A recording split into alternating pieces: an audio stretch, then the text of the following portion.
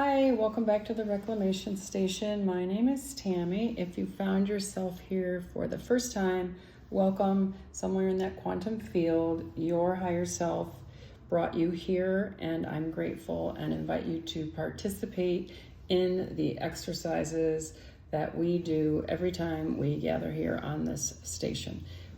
For those of you who are returning, thank you. The more you are coming back, the more you're returning, the more resonance and coherence you're building in your field and my field to help spread the message that the station was designed for, which is reclaiming sovereignty and helping us all remember and being a little less programmed and distracted. If you watch the last post, it was the essence of placing your mind where your body is, and so that you're not thinking about the past or the future, that you're present. And when you're present, coherent, resonating in the field of light, it's very hard for someone to hijack your sovereignty. It's very hard. It can be done, but it's very hard. So you're going to have oil of your choice. If you don't have an essential oil, it can be something from your kitchen: olive oil, avocado oil, coconut oil, but something that's good for your body and good for the earth. You'll want a vessel of water, a journal, and a pen, and then we use our voice. So we're just going to start out with building some energy in our hands. I have placed Angelica on my hands, just building up some energy. I'm going to create a chalice, hold it over my mouth and my nose, and I'm going to ask my anointed hands where they would like to go in my body.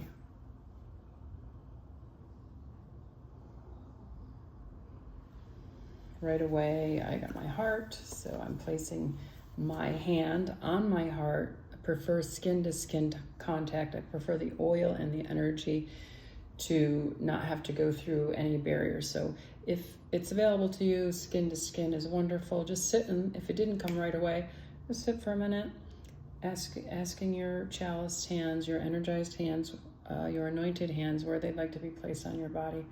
Once they're on your body, pause for just a few seconds and ask your body if there's something it would like to relay to you. So right away I heard thank you. So I was told right away to go to my heart. My heart's telling me thank you. I'm thanking it back for taking good care of me and being open to exploring greater and greater degrees of resonance and coherence, so that I can open my heart wider and wider and wider and wider. So I'm thinking my heart too. Ask your body for your message. You might want to jot that down somewhere, maybe a journal prompt later for you. The next thing we do is build up our resonance field, our coherent field with sound. We are going to do the bijou sounds one time through. At the end of every bijou seed sound, seed syllable, is an M. And on the last part of the syllable, hold the M, the letter M, longer, so that there's a vibration happening between your lips. So the reason that we do that is it's a connection to your water body. It's the M-E-M in Aramaic means water, and holding that vibration is a level of communication, a level of remembrance, I'd like to say, with your water body. So we're going to start. So I like to just sink my hips into my chair, find something that's comfortable. It doesn't, if you're sitting, lying down, it really, whatever's comfortable for you. Remember to hold that syllable on the end. Lam, lam, lam, lam, lam, lam.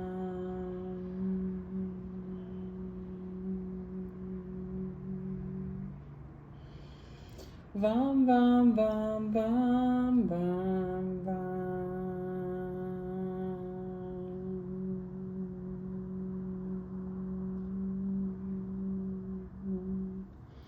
Ram, ram, ram, ram, ram, ram.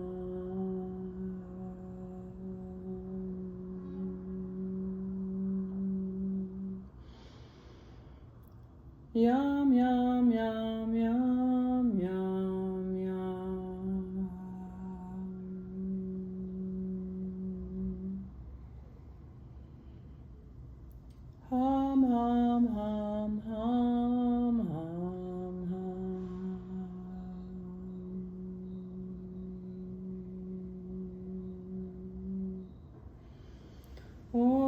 I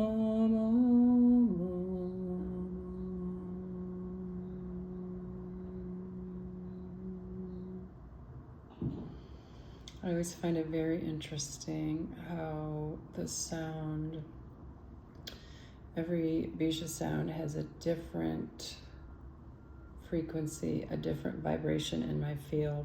Some call me to move, to hold longer, some end abruptly. It's signaling to me how my vibration is moving through the field, moving through my chakra systems, because every bijou sound, perhaps it's happening to you, has a different frequency as you're holding different parts of the seed sound. And I go with whatever my body's asking me to do. So if I'm holding it a little longer, or if my mouth opens. So sometimes if you're watching me on camera, I'm like making faces because I'm realizing like, oh, that went on in a different way than perhaps the bijou sound before that. So maybe that's happening for you, which to me, it's just where the sound is landing in your field, where the frequency is vibrating in your field. It's just interesting to notice about your sound. And now we're ready to say a prayer over our water, building structure in our water. Prayers well known through several people's work. I've mentioned it before on the station. Large bodies of research and work around the power of words, prayers, light, sound, movement, all the things that are out there today that help structure your water, and lots of information that we'll share today on why you want to structure your water. So that's what we're doing today with this prayer. I'm using an Aramaic prayer, and it's asking the light, Holy Sophia, to descend upon these waters. So I'm basically asking light to descend upon these waters, building up a coherence in them. I'm asking through Holy Sophia. Rahu Kadisha El Chaimaya Tanakati Armin Ruha Kadisha El Chaimaya Tanakati Armin Ruha Kadisha El Chaimaya Tanakati Armin. Armin. So our water is now prayed over, more structured than it was minutes ago. I'm just going to move it to create a little more energy in it, and then invite you to take a sip of our structured water. And hopefully that you have your water near you. And I would like, more than anything, to see comments about how the process of building a community that's focused on remembering your sovereignty, reclaiming your sovereignty through water is impacting you. Anything you'd want to share, what you might be learning, what is interesting to you. I'm just very curious. I know a lot of you text me, but sharing in the comments help other people see it too. So today's journal prompt, so we've done our kind of building up our field to support more remembering, and we now work with our journal prompts. So today the prompts are two sides of your paper. The question is, are you more of a human being or a water being? Are you more resonating with being a human being or a water being? There's no good or bad choices here at all, and it's not a binary question, because this or that could be true, right? We could be both. But where you're resonating more, human being side. Hey, how's that? Excuse me. This or that could be true. This is not a binary, right? The world is polarity. Two things could be true. There's probably something in the middle. But what for sure is true when you ask yourself this question, where do I resonate more, human being or water being, helps us explore how we take care of ourselves. So if I thought of myself as a water being, would I not take care of myself differently than I would if I resonated more with the human being? Some people say that water is consciousness, right? Some people talk about water as the Holy Spirit. So do I resonate more with being a frequency of light, a frequency of consciousness, or do I resonate more with the 3D human fleshy part of me? And that really shows up in how you take care of yourself and how you relate in the world, how you take in information and how information comes to you. Because having a high vibing frequency is said to put you in a field that helps you remember and perhaps see, hear, and know things sooner maybe than the average person. And that's not some glorified thing. That's just a way to say that you are in a current, in a frequency. This is all we are on earth, right? It's just a vibrating field of energy, and you're either in a frequency that is remembering something, or you're in a frequency that is not remembering something. You're in a frequency that's being programmed, or you're in a frequency that it's pretty hard to program you. You can see the in-between. You can see the other side of a story. You can see just beyond the veil. Your body knows something's just not right. There's an emotional safety that is not being triggered by either the words, the person, or the action that you see. And then you can be around another frequency that just being in their field, there's an emotional safety, a frequency around them that allows your frequency, your water body, your consciousness to say, this is a safe place for me to be. I'm safe here to speak what I need to say. It's just about a frequency. So again, when we're asking, am I resonating more with being a human being, or am I resonating more with being a water being? Not good or bad, it's a different frequency. And so from like the actual word itself, nobody created the word human being. Like hue was a sound, a sound frequency. Hue, then paired with man, mano, homo, mano, created the word human being, man manifested. But hue, in its original way, was a sound. It was a frequency.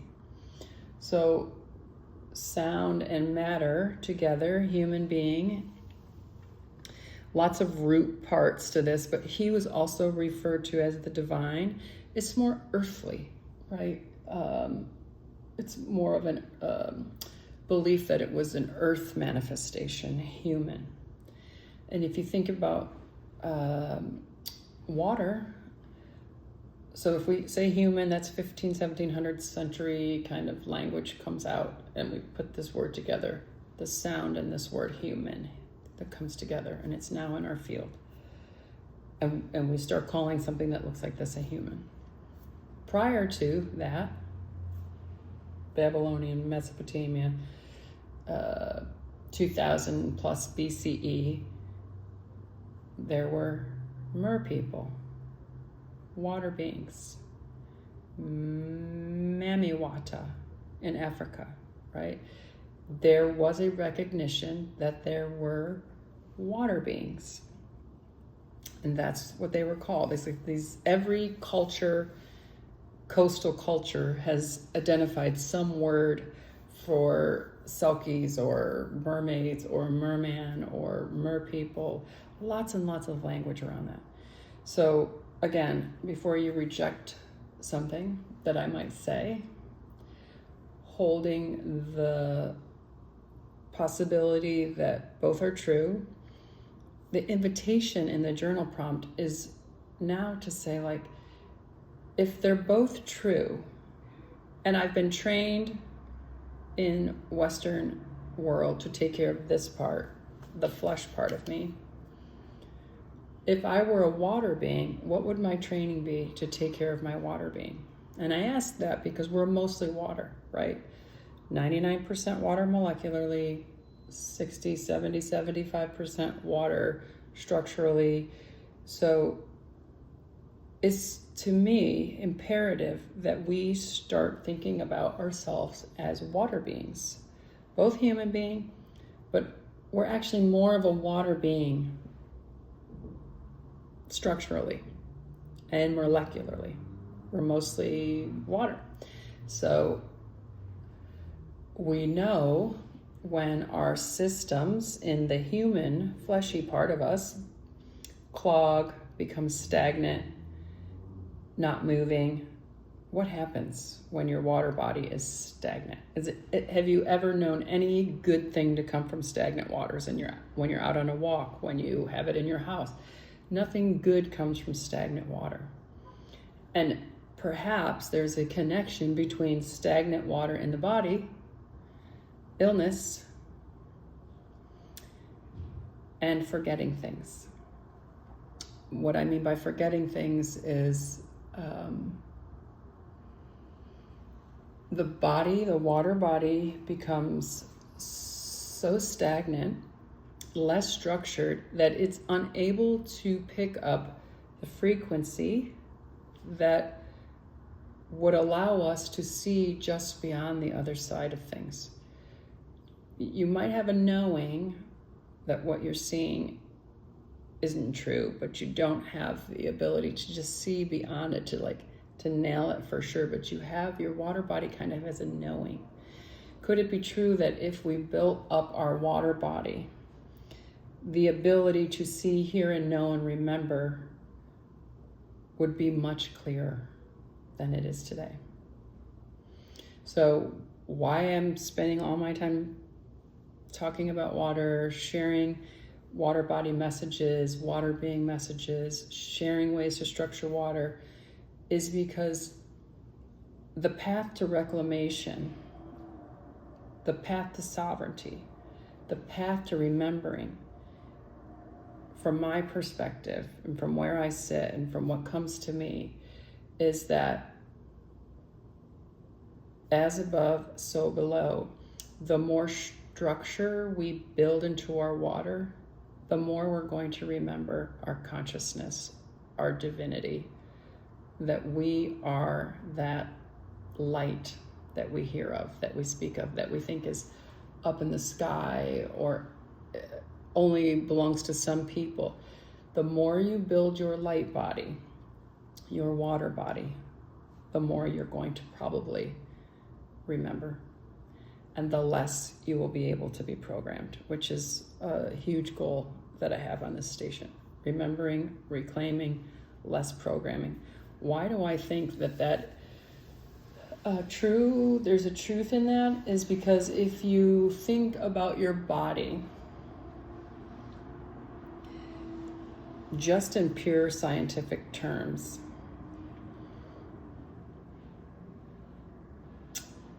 you will see the connection between as above, earth, and below, which I would say like in the water, the deep sea. So if we look above, when you think about the sky, right?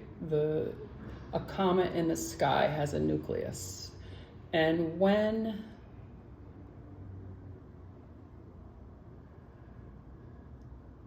that center of the nucleus, when it hits, let me say this another way because it's gonna.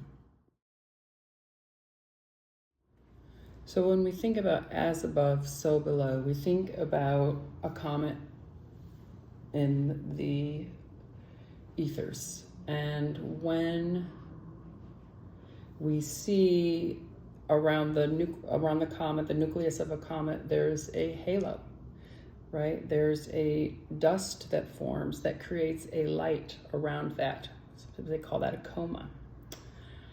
And the comet coma happening through carbon and gases meeting. That's above. The comet coma creating a halo. Take it to Earth, inside our entire body.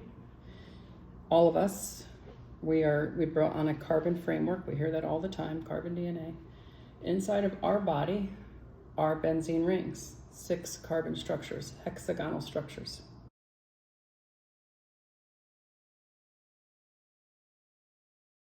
We know that easy water, Dr. Pollack's findings, hexagonal structure. When your benzene rings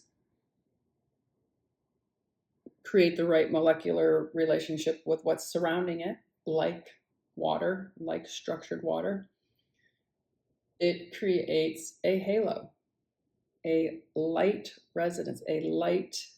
Another way to say it is it creates energy. ATP, mitochondria turning on, right? When the chemistry happens between your benzene ring carbon, your structured water, and the elements in your body hit you, you have an increase in energy. I would say an increase in light, an increase in ATP mitochondria activity, which is energy, giving you energy. If you're not taking care of your body's water and you're missing the structuring step, you have less structured water, bioavailable water, to convert into this ATP, mitochondria energy light. So there's less opportunity for your carbon and your benzene rings to create this energy with your body, with the mitochondria, with the ATP. So comet, coma, halo, rings, carbon, benzene ring, carbon, light, energy. Go to the sea, which I would say below, and we have the jellyfish. Mostly water, 90-95% water, and some carbon. And when the carbon and that water interact in certain ways below the sea, the jellyfish light up. They have a glow, they have a color, they have a hue, they have a essence that is light. So you can see how carbon above, below, way below are all connected. The entire framework around carbon. Carbon, structured water, coming together in the right conditions inside your body, create energy, create light. My own thinking on this and feeling is that it's not by accident that the cosmic word for that halo around the nucleus of the comet is called a coma. What do we know about comas? Prolonged state of unconsciousness. So what if we are and have been in a prolonged state of unconsciousness because we identified more with this than with this, which is what we truly are. So back to your journal prompt. If we start resonating more with being a water being, a water body, and start structuring our water, might it be true that our light body our benzene rings, our carbons, our ability to create more easy water, more structured water, more plasma, creating more light,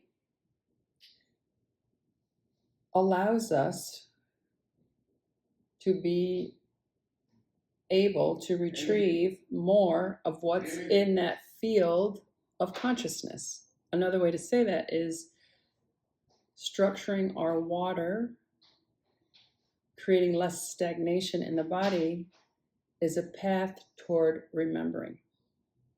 We will have a frequency that allows us to pick up information in the field because our water body is resonating. The word resonance is huge here. Resonating with that frequency. If you're not resonating with the field of what you're wanting to remember, you don't even know what you might want to remember. It's hard to capture information with stagnant water. Let's just say it like that. So there's more information that we'll just keep talking about on here around why it's so important to start building a relationship with water. I've shared a little bit about the science as it relates to carbon. You can go on your own Google search or any search engine that works for you and just start exploring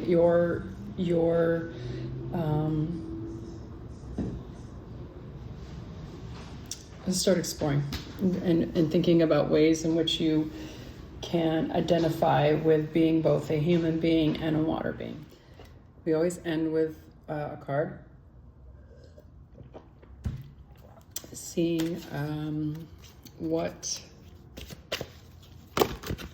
popped out to Devotrix is what popped out. This is what it looks like. Very beautiful card. I'm thinking as I'm looking at the card, like, how are you going to, and am I going to be staying devoted to water? But the card in its literal meaning is asking you to go inward and see where you can soften, which in relationship to this post, it would be like, where can you become more like water or attend to your water being? This is hard. Water, soft. Where can we be devoted to softening?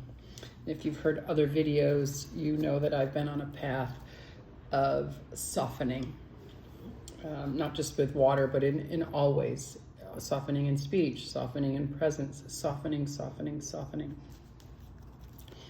And our final message. So the invitation is to soften.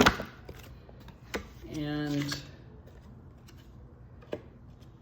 I love this. This is the card is Purgatory, which to me is hugely, what's coming through is hugely related to the trap we've been in around our ability to remember. We have been literally placed in a purgatory of forgetfulness. I have goosebumps. So how can we move through this state of coma, purgatory, through building up our light body, our water being, our structured water, bioavailable ability to water, carbon, able to produce more energy? All of these things are light filled. Again, as above, so below. They're talking about the coma above. It's called a halo. When you look at religious artifacts, paintings, or things that are considered to be light-filled, you often see a halo, right? It's hiding in plain sight, folks. It is why the baby and the child are so soft and innocent and supple. They are light-filled. They are plump with water. As we move through life, we become less light-filled unless we are paying attention to ourselves as a water being. It is as if it's all right here in front of us, waiting to be seen, waiting to be remembered. It's a wrap. Love you. Ram Ram.